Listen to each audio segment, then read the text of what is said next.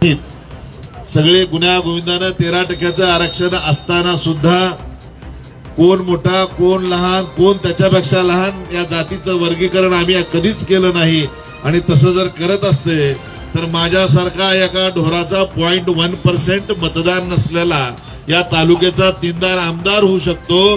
हे कशाचं घोतक असेल तर आम्ही अखंडितपणे बाबासाहेबांच्या विचारावर 59 जातीच्या गुन्ह्या गोविंदानं नांदत हे करण्याचं काम केलं जात आहे। खऱ्या अर्थानं जर आपण एक बघितलं तर त्यांनी एक समिती नेमलेली आहे। त्या समितीच्या संदर्भात आता बोलत असताना या ठिकाणी सन्माननीय ॲडव्होकेट चव्हाण साहेबांनी सांगितलं की न्यायमूर्ती आनंदजी बद्दर यांची एक व्यक्तीची समिती नेमलेली आहे। ती योग्य का? ती बिलकुलच योग्य नाही।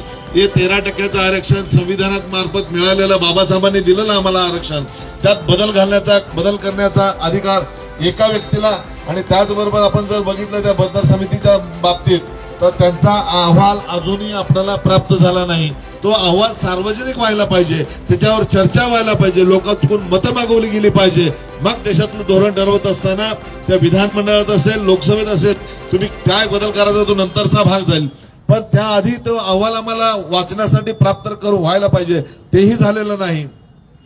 आणि आज आपण बघितलं तर त्या अहवालाच्या म्हणजे बद्दर समितीच्या बाबतीत एक व्यक्ती न करता जातीच्या संवेदनशील जातीच्या बाबतीत व्यापक विचार सामाजिक दृष्ट्या गुंतागुंतीचा विषय असणाऱ्या यासाठीचे आमच्या जातीची काही मंडळी या कमिटीत असायला हवी। त्यांच्या माध्यमातून याच्यावर अभ्यास करून उपवर्गीकरण करणं गरजेचं की नाही गरजेचं आहे याचा अहवाल सुद्धा मागवणं गरजेचं आहे, पण तसा विचार केला जात नाही। त्याबद्दल मी या सरकारचा निश्चितपणानं तुम्हा सर्वांच्या वतीनं आणि माझ्या वतीनं निषेध व्यक्त करतो की आमच्यात कुठलंही भांड असताना तुम्ही काय म्हणून आमच्यात भांडण लावण्याचं काम करता। आता आधी बघितलं ओबीसी आणि मराठा हा वाद आता संपुष्टात येत आहे।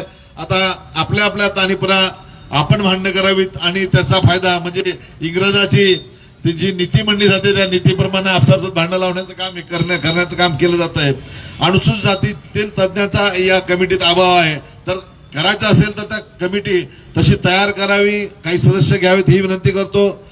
त्याचबरोबर नैसर्गिक न्यायाच्या तत्वाच्या माध्यमातून आपण जर विचार केला, कायद्याने एक मूलभूत तत्व आहे ज्यांच्यावर परिणाम होणार आहे, म्हणजे आम्ही सगळे 13% लोकांचे एकूण घेतलं पाहिजे। एससी समाजातील तज्ञ नसल्यामुळे जे होतंय त्या बाबतीत मी आता सांगितलं त्याचा डाटा संकलन करण्यासाठी सुद्धा आमच्या समाजातील प्रतिनिधी निश्चितपणानं गरजेचे आहेत। ते डाटा संकलन सुद्धा व्यवस्थितपणानं केलं जात नाही। या एकंदरीत होणाऱ्या वर्गीकरणामुळे आम्हाला खूप मोठा सेटबॅक या ठिकाणी बसणार आहे। त्याबद्दल मी असं म्हणेन हे उपवर्गीकरण करत असताना उपवर्गीकरण रद्द करा, संविधानाचा सन्मान करा, सामाजिक न्यायावर घाला नको, उपवर्गीकरणाला थारा नको, उपवर्गीकरणाचा निषेध असो।